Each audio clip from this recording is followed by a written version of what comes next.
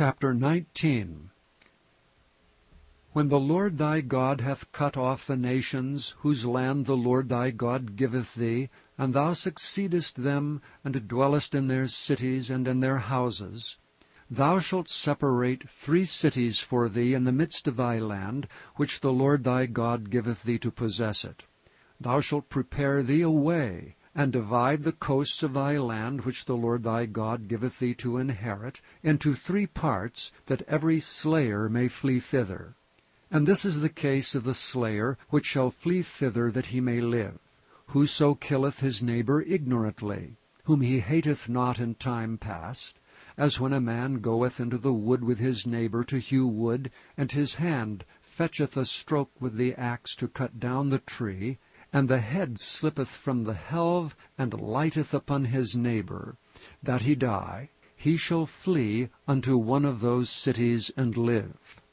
Lest the avenger of the blood pursue the slayer while his heart is hot, and overtake him, because the way is long, and slay him, whereas he was not worthy of death, inasmuch as he hated him not in time past. Wherefore I command thee, saying, Thou shalt separate 3 cities for thee. And if the Lord thy God enlarge thy coast, as he hath sworn unto thy fathers, and give thee all the land which he promised to give unto thy fathers, if thou shalt keep all these commandments to do them which I command thee this day, to love the Lord thy God, and to walk ever in his ways, then shalt thou add 3 cities more for thee, besides these 3,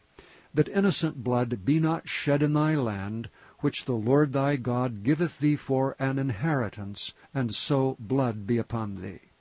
But if any man hate his neighbor, and lie in wait for him, and rise up against him, and smite him, mortally that he die, and fleeth into one of these cities, then the elders of his city shall send and fetch him thence, and deliver him into the hand of the avenger of blood, that he may die. Thine eye shall not pity him, but thou shalt put away the guilt of innocent blood from Israel, that it may go well with thee. Thou shalt not remove thy neighbor's landmark, which they of old time have set in thine inheritance, which thou shalt inherit in the land that the Lord thy God giveth thee to possess it. 1 witness shall not rise up against a man for any iniquity, or for any sin, in any sin that he sinneth. At the mouth of 2 witnesses, or at the mouth of 3 witnesses, shall the matter be established. If a false witness rise up against any man to testify against him that which is wrong, then both the men, between whom the controversy is, shall stand before the Lord, before the priests and the judges, which shall be in those days. And the judges shall make diligent inquisition,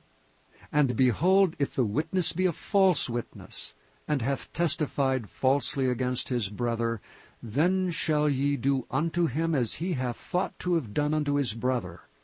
So shalt thou put the evil away from among you. And those which remain shall hear and fear, and shall henceforth commit no more any such evil among you. And thine eye shall not pity,